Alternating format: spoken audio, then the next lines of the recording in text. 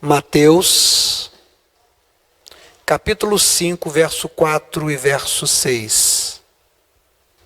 Bem-aventurados os que choram, porque eles serão consolados. Bem-aventurados os que têm fome e sede de justiça, porque eles serão fartos. Agora, por favor, vá a Isaías 53, verso 1. Isaías é um profeta que foi usado por Deus para profetizar 700 anos antes de Jesus. E no capítulo 53, ele vai profetizar sobre a vinda de Jesus. Quem deu crédito à nossa pregação? E a quem se manifestou o braço do Senhor? Porque foi subindo como renovo perante ele, e como raiz de uma terra seca. Não tinha parecer, nem formosura. E olhando nós para ele, nenhuma beleza víamos para que o desejássemos. Era desprezado e o mais indigno entre os homens, homem de dores, experimentado nos trabalhos. Comum de quem os homens escondiam o rosto, era desprezado, e não fizemos dele caso algum. Verdadeiramente ele tomou sobre si as nossas enfermidades, e as nossas dores levou sobre si. E nós o reputamos por aflito, ferido de Deus e oprimido. Mas ele foi ferido pelas nossas transgressões, e moído pelas nossas iniquidades. O castigo que nos traz a paz estava sobre ele, e pelas suas pisaduras fomos sarados. Todos nós andávamos desgarrados como ovelhas, cada um se desviava pelo seu caminho. Mas o Senhor fez cair sobre ele a iniquidade de nós todos. Ele foi oprimido, mas não abriu a sua boca. Como um cordeiro foi levado ao matadouro, e como uma ovelha muda perante aqueles que o tosquiam, ele não abriu a boca. Da opressão e do juízo foi tirado, e quem contará o tempo da sua vida? Porquanto foi cortado da terra dos viventes, e pela transgressão do meu povo foi atingido. Puseram a sua sepultura com os ímpios, e com o rico, na sua morte, porquanto nunca fez injustiça, nem houve engano na sua boca. Todavia, ao Senhor agradou moê-lo, fazendo-o enfermar. Quando a sua alma se puser por expiação do pecado, verá a sua posteridade, prolongará o seu dia, e o bom prazer do Senhor prosperará na sua mão. O trabalho da sua alma ele verá e ficará satisfeito. Com o seu conhecimento, o meu servo, o justo, justificará muitos, porque as iniquidades deles levará sobre si. Pelo que lhe darei a parte de muitos, e com os poderosos repartirá ele o despojo, porquanto derramou a sua alma na morte, e foi contado com os transgressores. Mas ele levou sobre si o pecado de muitos, pelos transgressores intercedeu. Amém. Irmãos, nós precisamos sempre nos lembrar de algumas coisas e não podemos nos afastar delas. A primeira coisa que nós precisamos nos lembrar é que nós não somos seres feitos para a morte. Nós somos seres eternos. Não existe a morte da alma, do espírito. O corpo, ele tem uma duração, ele tem um tempo útil como uma roupa. A gente veste uma roupa de manhã, trabalha, passeia, faz um monte de coisa, e no final do dia a gente precisa tirar aquela roupa e vestir uma roupa nova. Nós estamos encarnados, nós estamos em roupas de carne. E nós muitas vezes nos esquecemos de que não há uma morte, de que a vida continua. Em Lucas, capítulo 20, no verso 38, está escrito que para Deus não há mortos, porque para Ele todos vivem. Posto isso, eu preciso atentar para outra coisa. Se eu estou no corpo, mas não sou o corpo, e o corpo tem um tempo determinado, eu não sou daqui. Eu estou de passagem. Então, na verdade, eu não possuo nada.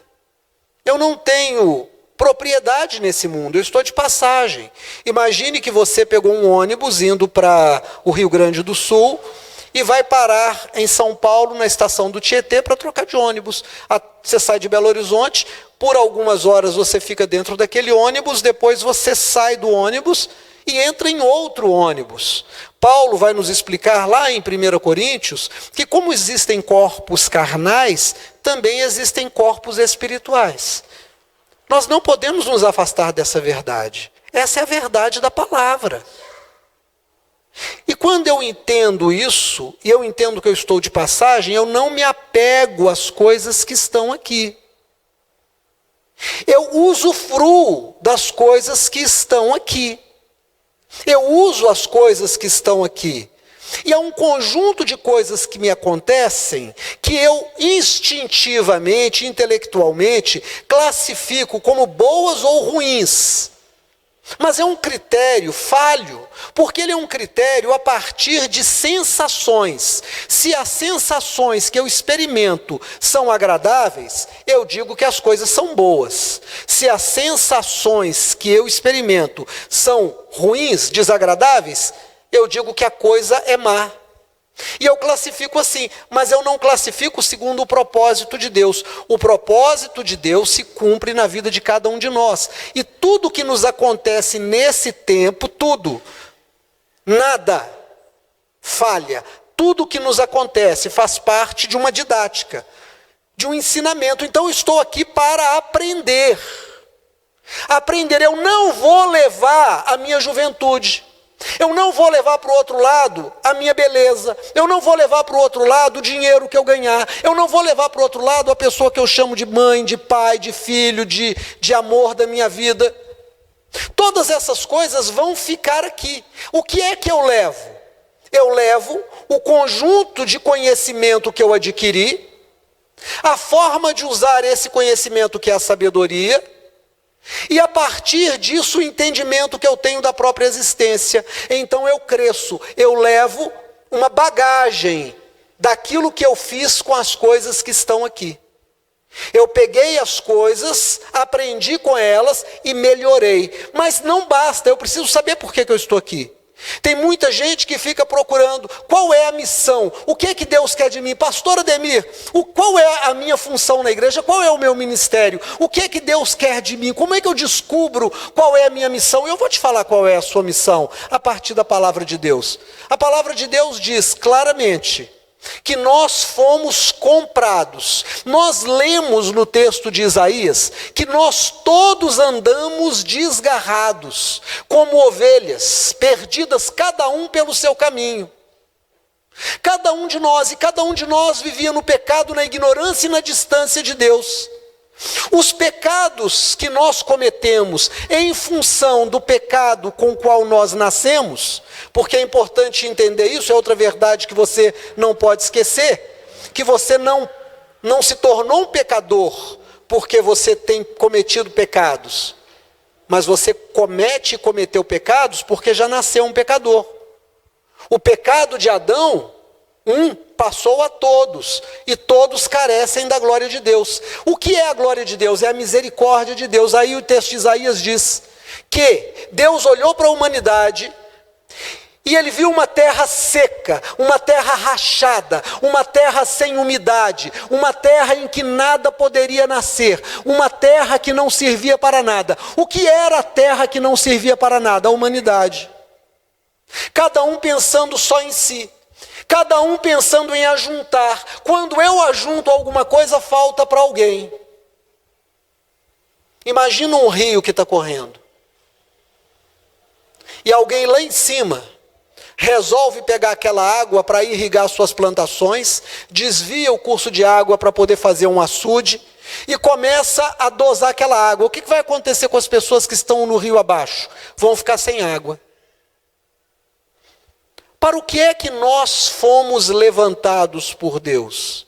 Qual é a nossa missão? A nossa missão é permitir que todos que estão ao longo do rio possam beber das águas desse rio. Então eu não posso querer represar para que eu tenha muito e falte para o outro. Então Deus olhou para a humanidade e disse: mas essa humanidade é muito egoísta. Essa humanidade está achando que eles têm a vida eterna no corpo, então eles estão vivendo apenas para juntar, eles estão apenas querendo alimentar o seu ventre, e querem ter mais, e querem ter mais, e eles chamam o acúmulo de bens de riqueza. Irmão, ser rico não é ter muito das coisas desse mundo, ser rico é ter conhecimento e sabedoria. Tem muita gente que é muito rica segundo o dinheiro que tem, mas só tem dinheiro. Não sabe agradar ninguém, não sabe servir ninguém, não sabe por que está aqui.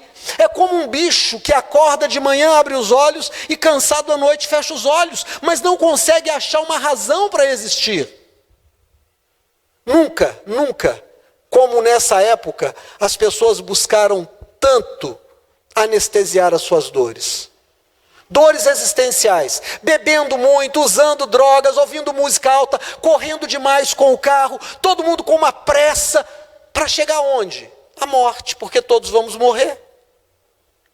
Uma falta de paz. Deus olhou para a humanidade e disse: é uma terra seca. Mas de repente, na misericórdia de Deus, já que todos haviam se perdido e estavam carentes da glória de Deus, Deus fez o que era impossível para a humanidade. Deus deu um passo em direção à humanidade. Era impossível que a humanidade desse um passo em direção a Deus. Deus deu um passo em direção à humanidade. Como? Ele enviou Jesus. E aí Isaías diz assim: foi subindo como um broto, como um renovo, numa terra seca. Olha o que Isaías escreve aí, Isaías 53, verso 1. Quem deu crédito à nossa pregação? E a quem se manifestou o braço do Senhor? Porque ninguém acreditou quando Isaías falou, verso 2, porque foi subindo como um renovo, como um broto, perante ele, perante Deus, como raiz em uma terra seca. Não tinha como nascer nada de bom na humanidade, nós estávamos perdidos, avarentos, vingativos, invejosos, inventores de males, desobedientes aos pais, sem afeição natural, distantes, desumanos. Mas de repente, no meio dessa humanidade perdida, surgiu alguma coisa boa. Mas você já viu como é que é uma árvore na Mata Atlântica? Alguém aqui já viajou para o Rio de Janeiro, passou pela Mata Atlântica, para o Espírito Santo? Você passa no meio de uma floresta, árvores grandes, copas fechadas, muito verde, cipós de todo tipo, capins de toda forma, árvores de porte pequeno, todo tipo de arbusto. É um verde intenso, carrega umidade, porque a terra está cheia de água, porque o ar está carregado de umidade. Mas você já viajou para o Cerrado? Você já viajou para Caatinga? Eu não sei se você sabe ou se você se lembra, mas Cerrado e Caatinga são dois biomas. Você tem o Cerrado, tem a Caatinga, depois você tem o deserto. Estes três são muito secos, falta umidade. E quando vem a época da seca, a única coisa que a gente encontra no Cerrado, na Caatinga, é terra ressecada, endurecida. Sabe como é que são as árvores lá? Elas são retorcidas, cascas grossas, não são tão frondosas em abundância. São árvores menores. Você olha, elas não têm folhas. As suas raízes não são radiais, são pivotantes, buscando as águas mais profundas, procurando. Elas são esteticamente, comparadas com as árvores da Mata Atlântica, elas são feias. Por isso a Bíblia diz que Deus, olhando para a humanidade, viu que esse renovo não tinha beleza nem formosura. Ele era feio, porque ele vinha do pior da humanidade. Jesus nasce do pior que nós somos, do pior que nós éramos. Ele nasce como um renovo diante de Deus, como a semente de uma floresta que vai ser plantada.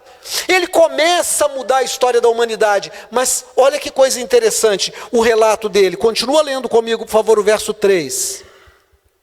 O final do verso 2 diz assim: nenhuma beleza víamos nele para que o desejássemos. Então esquece a ideia de que Jesus era bonito. Esquece a ideia daquele Jesus do cinema. Esquece a ideia daquele Jesus da série da Record. Porque você olha para o Jesus da série do Record, ele é um gato, ele é bonito. Ele tem uma voz aveludada, ele tem um porte de atleta de academia, ele tem um cabelo de quem faz propaganda de shampoo. O cara é um galã.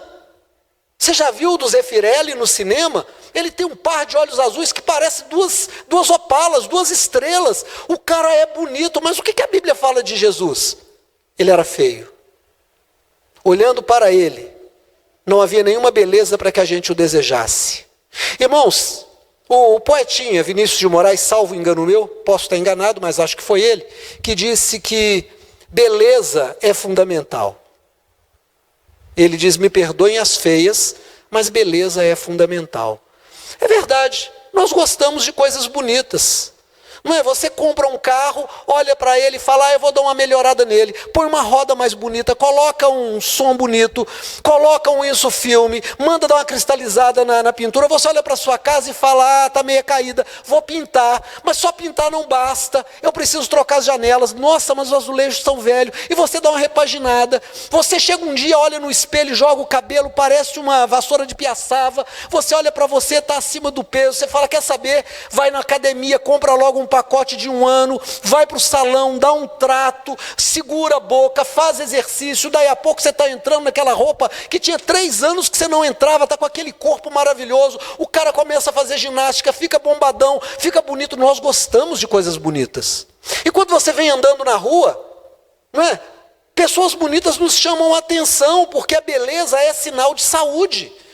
E nós somos animais, nós somos empurrados a um pensamento reprodutivo. Então a beleza nos atrai porque ela nos dá um sinal de que, possivelmente, aquele espécime da espécie humana é saudável. Então nós olhamos para quem é bonito. A gente não olha para quem é feio desejando. Você olha para quem é feio, às vezes, achando uma feiura até estranha, que te chama atenção. Mas quando a pessoa é bonita, você deseja a pessoa. É assim. Jesus não tinha uma beleza para que nós o desejássemos. Nenhuma mulher chegou perto de Jesus porque Jesus era bonito. Nenhum homem chegou perto de Jesus porque Jesus chamava a atenção.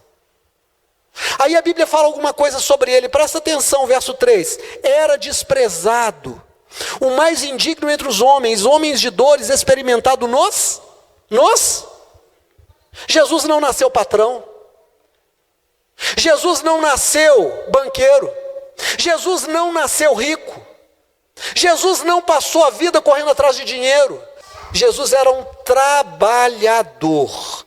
Sabe o que é um trabalhador? Olha aqui para mim. Historicamente, o trabalhador é aquele que é explorado pela classe patronal. Você acha que o patrão te paga o salário que você merece? Claro que não. Como é que o patrão fica rico? Ele fica rico com aquilo que ele deveria passar para você e fica para ele. Ele te dá um mínimo para você sobreviver. Sabe como é que a nossa sociedade funciona? Ela funciona com um desemprego que é uma ameaça de miséria. Então, existe um grande número de desempregados que faz um exército de reposição. E ele vira para o trabalhador, a classe patronal vira para o trabalhador e diz o seguinte: olha, aceita a mixaria que eu estou te dando. Porque se você não quiser, desse monte de desempregado, amanhã eu tenho 10 para pôr no seu lugar. E você vai para o lugar dele. E sabe o que vai esperar por você quando você perder o emprego? Miséria.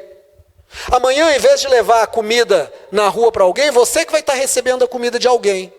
Depois inventaram um negócio que no primeiro momento a gente comprou e achou que era legal. Eu vou ser empreendedor, eu vou ser dono de mim mesmo, eu vou fazer o meu negócio. Eu vou montar um negócio e eu vou ser patrão de mim mesmo. Não é não, você é empregado do sistema. Porque você não tem nenhuma garantia, você não tem direito a férias, você não tem direito a descansar, você não pode ficar doente, se você ficar doente o dinheiro não entra. Então, quando eu começo a pensar assim, eu digo, por que Jesus escolheu nascer trabalhador? Por que ele era homem de trabalho? Porque ele escolheu o lado mais fraco. Ele veio para salvar o que estava perdido. Ele veio para abrir os nossos olhos e dizer: é preciso trabalhar por justiça. E aí eu volto ao começo da mensagem: qual é a missão que nós temos? A missão que nós temos é de nos colocarmos ao lado daqueles que estão sofrendo. Mas quando eu falo nos colocarmos ao lado daqueles que estão sofrendo, eu não estou dizendo daqueles que não têm dinheiro e que estão com fome na rua, não apenas deles. Eu não estou dizendo apenas daqueles que estão nos postos de saúde, esperando um atendimento que provavelmente não vai acontecer. Não são apenas esses que precisam do nosso apoio. Jesus nasceu como um trabalhador, homem de dores, experimentado nos trabalhos, como aquele que era desprezado, o mais desprezado entre os homens. E nós lemos em Mateus capítulo 5, no verso 4 e no verso 6, bem-aventurado os que choram, porque eles serão consolados. Bem-aventurados os que têm fome e sede de justiça, porque eles serão fartos. Eu não posso ter uma exegese de Mateus capítulo 5 imaginando que isso vai acontecer quando Jesus voltar. Não posso. Porque se eu fizer isso, eu perco a noção da minha função na terra. Se eu não sou daqui, se eu estou de passagem, se eu preciso acumular conhecimento, usar esse conhecimento para que ele vire sabedoria, com essa sabedoria ter um entendimento das coisas, esse entendimento tem que me dizer para que eu estou aqui. Eu estou aqui para ser o consolador dos que choram. Eu estou aqui para correr atrás de justiça para aqueles que são injustiçados, que estão com fome e sede de justiça. Como é que eu faço isso? Como Jesus fez. Eu preciso me colocar do lado dos que são perseguidos. Eu preciso me colocar do lado dos que são pequenos, dos que não têm poder. Você sabe o que é alguém que é hipossuficiente? Existem duas palavras que às vezes a gente ouve e a gente precisa entender. A primeira é hipo, a segunda é hiper. Hiper significa muito. Hipo significa pouco. Hipossuficiente é aquele grupo, é aquela pessoa que é fraca diante de um sistema. Quem são as minorias que a igreja precisa se colocar ao lado delas? Aquelas que são perseguidas. Quem são perseguidas historicamente, irmãos? As mulheres são perseguidas historicamente. O Brasil é um dos países que mais mata mulheres. As mulheres não ganham como os homens e trabalham mais do que os homens. As mulheres, normalmente, numa separação, recebem uma pensão michuruca, e é michuruca, e ainda ficam com a sobrecarga de cuidar dos filhos. E quando buscam que os pais fiquem com os filhos, sabe o que eles dizem normalmente? Que eles estão ocupados, que eles não podem. A igreja precisa olhar para esse grupo com misericórdia e precisa dizer alguma coisa. Os negros, sabe que o Brasil tem 58% da sua população negra e parda? Pardos são negros. Você que acha que é moreno, você que acha que é pardo, eu tenho uma notícia: você é negro, você não é branco. Nós que somos amarelos, marrons, nós que gostamos de nos chamar de morenos, nós somos negros. Historicamente no Brasil, os negros não têm acesso à educação. Historicamente, os negros no Brasil são visitados pelo Estado apenas com a polícia. Se você procurar em qualquer cadeia, há uma superpopulação, e a maior parte dessas pessoas são pardas e negras. A igreja deve se colocar ao lado dessa população.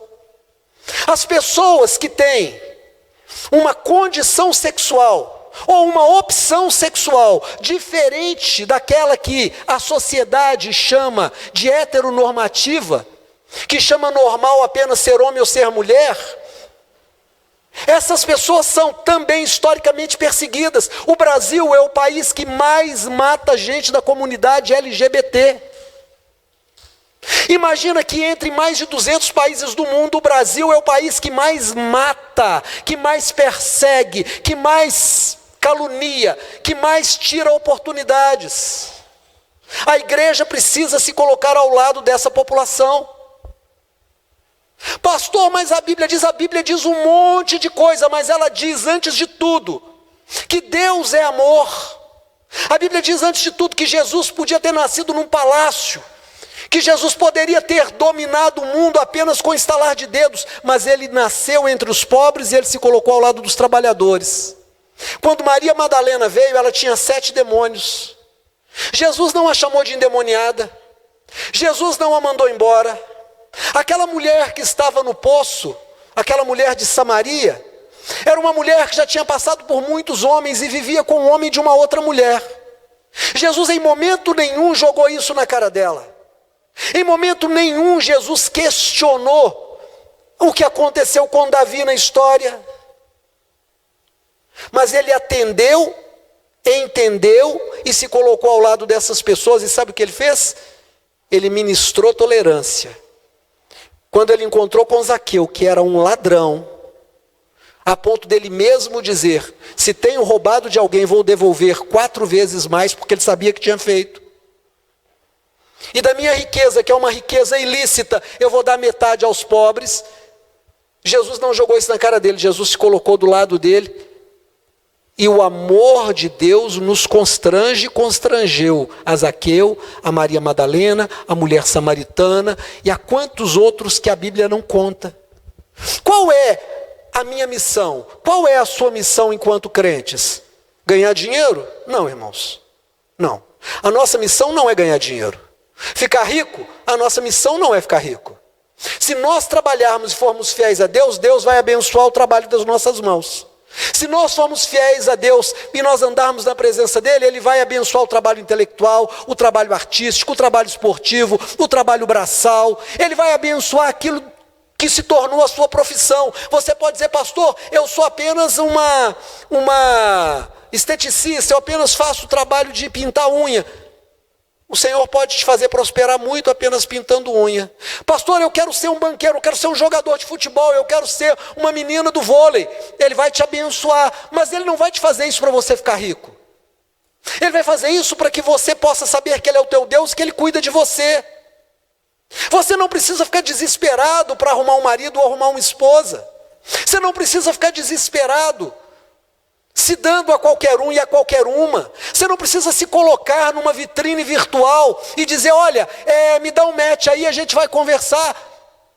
Coloca diante de Deus que você quer alguém que envelheça com você, alguém que cresça com você, alguém que aprenda com você, alguém que também te ensine. Alguém que vai gostar de você a vida inteira, mesmo quando os atributos que nos atraem na parte mais jovem da vida se forem.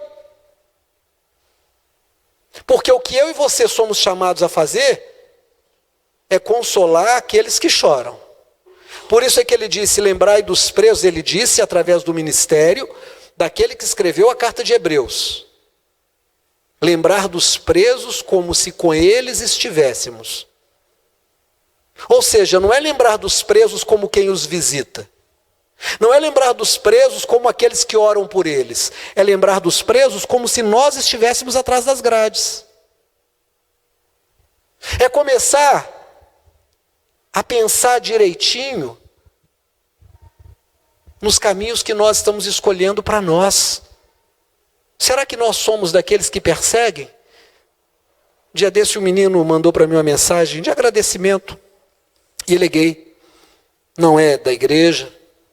Eu conheci fora da igreja, fui num culto, ele estava lá, e ele mandou uma mensagem agradecendo a presença no culto, e eu disse para ele, olha, deixa eu te contar uma coisa, somos um em Jesus.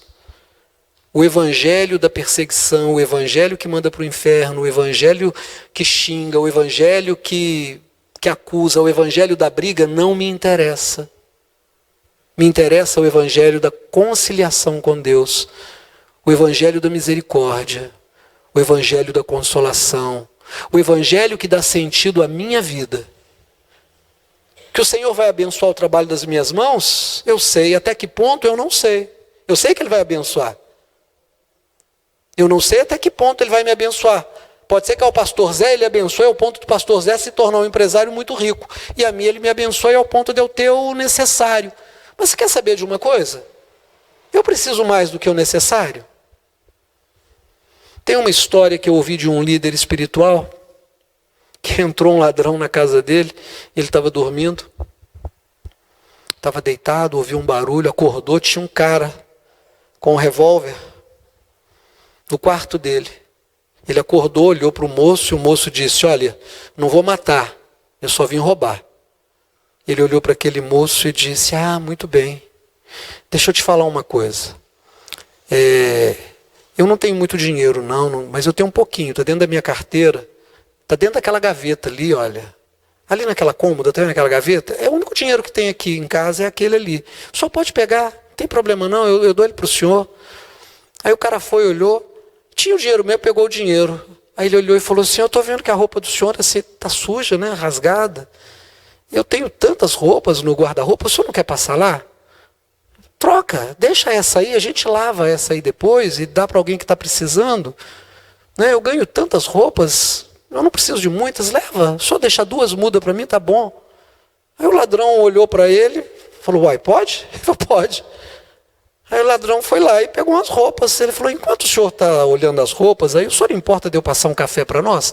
Eu tenho um pacotinho de biscoito, às vezes o senhor quer tomar um café antes do senhor ir embora? E o cara falou: não, eu vou voltar, vou pular o muro, já estou indo embora, tem tempo para café não. Ele falou: não, faz isso não. Para que o senhor vai pular o muro? Pega a chave, abre, sai pela porta da frente. Irmãos, pela história dessa pessoa eu acredito. Mas quem é que pensaria em tratar um ladrão assim? Alguém que sabe que está de passagem aqui nesse mundo. Alguém que sabe que não está nesse mundo para acumular as coisas. Alguém que sabe que veio para consolar os que choram. Que coisa estranha a gente pensar desse jeito. Jesus é estranho. Poderia ter nascido rico, escolheu nascer pobre. Podia exigir ser servido e serviu. Podia exigir ser consolado, ser entendido. Você já encontrou pessoas que dizem: ninguém me entende, eu sou um rebelde sem causa, a sociedade me obriga a ser assim? Não, você pode escolher ser uma pessoa melhor. Entenda a sua missão. Bem-aventurados os que choram, porque eles serão consolados. Por quem? Por você. Bem-aventurados que estão sofrendo, porque eles serão visitados. Por quem? Por você, por mim. Bem-aventurados que têm fome e sede de justiça. Por quê? Porque eles serão defendidos por mim e por você. Então não interessa se é uma pessoa trans, se é uma pessoa gay, se é uma pessoa negra, se é uma pessoa branca, se é uma pessoa rica, se é uma pessoa pobre. Nós nos colocaremos ao lado daqueles que precisam na hora que eles precisam. Esse é o papel da igreja. O papel da igreja não é fazer presidente da república. O papel da igreja não é fazer senador. O papel da igreja não é fazer deputado. O papel da igreja é fazer as pessoas se tornarem melhores. Você é a imagem e semelhança do Senhor. Você foi feito à imagem e semelhança de Deus. Semelhança para ser parecido, para fazer as coisas que Ele faz. Hoje na escola dominical, a gente está estudando Atos, capítulo 2, 3 e 4. Entramos no 4, mas a gente volta ao 2, volta ao 3. E nós vimos Pedro e João indo ao templo orar. Eles gostavam de ter vida de oração. É engraçado, né? Eu disse hoje de manhã como que o templo é importante. Eu fui a Domingos Martins, cidade do Espírito Santo, eu e Simone, e ficamos num hotel muito bacana, um lindo hotel, e são 5 complexos, 5 grandes prédios, e na entrada tem 2 grandes portarias, você passa por uma, depois passa por outra, e tem uma capela muito linda. É uma capela interdenominacional, porque não tem placa com nome nenhum, não tem nenhum símbolo a não ser uma cruz. Mesmo assim, uma cruz estilizada. A gente vê a cruz porque é cristão. Se você não for cristão, você vai ver apenas uma decoração. E às vezes que eu fui lá não tinha ninguém. As pessoas que eu vi indo até lá ficaram apenas olhando a beleza dela por fora. Eu entrei, sentei, me ajoelhei várias vezes, orei muitas vezes. Depois eu me assentei e fiquei no silêncio olhando. E veio uma coisa tão boa, e me veio uma frase que eu disse ao Senhor, eu até escrevi no grupo da igreja, eu disse ao Senhor: a tua casa me convém. A tua casa é diferente. Se você separa um lugar para o Senhor, o Senhor santifica aquele lugar.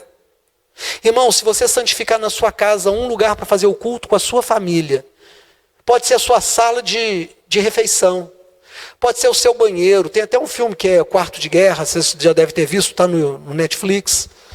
Se você separar, não interessa o lugar, aquele lugar se torna a presença do Senhor. Deus faz daquele lugar a sua igreja. Por isso, entrando naquele lugar, eu senti tão forte a presença do Senhor. Pedro e João estavam indo para o templo orar. E na porta do templo tinha um homem mendigando. Ele esperou que eles dessem a ele dinheiro. E o Pedro disse: ouro e prata nós não temos, mas o que temos nós podemos te dar. Em nome de Jesus, levanta e anda. Eles se colocaram ao lado daquele homem naquilo que ele precisava. Ele não precisava de dinheiro, ele precisava ser curado.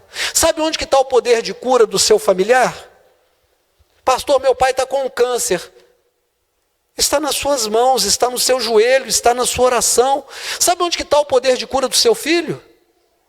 Está entre o marido e a mulher, porque o que dois orarem e ligarem no céu, será ligado na terra. Marido e mulher nem oram juntos, nem leem a Bíblia juntos, às vezes nem conversam, os anos passam, para de conversar. Como é que pode?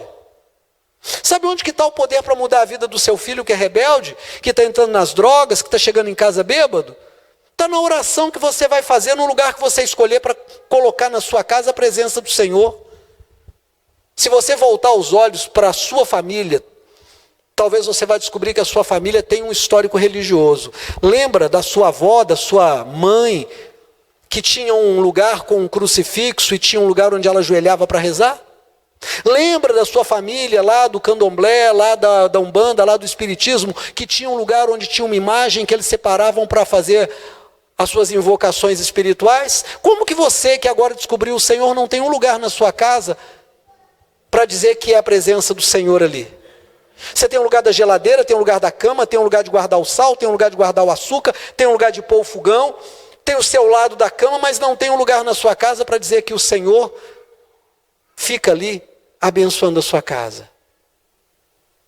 Quer mudar de vida? Muda sua mente. Bem-aventurados que têm fome e sede de justiça. Bem-aventurados que choram, porque eles serão consolados e serão satisfeitos. Por quem? Pela igreja. Essa é a nossa vocação. Vamos ficar de pé em nome de Jesus?